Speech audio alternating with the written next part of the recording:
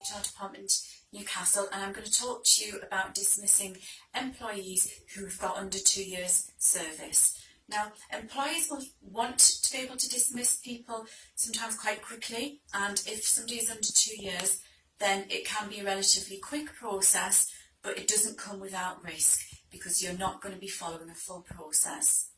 Now, there might be exceptions to being able to claim an unfair dismissal, so just go steady and I'll explain in a minute which ones those are.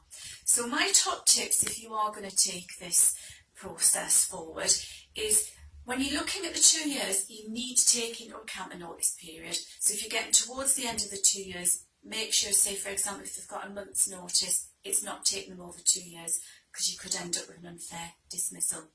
Next thing is be clear on the employment contract and your disciplinary procedure that it may not apply to people under 2 years service. Everybody's then clear. Even better, make sure that your handbook is not contractual, otherwise you will have to follow your full disciplinary process.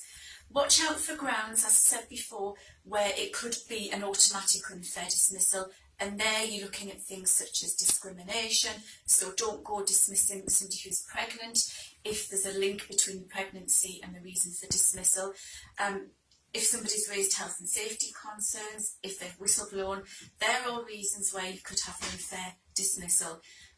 Last one, try not to make it come out of the blue. I know sometimes that's unavoidable, but if you've had informal conversations that this isn't working, make sure that that's documented, so by the time you get to the dismissal, it shouldn't come as a surprise. So that's my advice if you want to dismiss somebody quickly who's under 2 years service.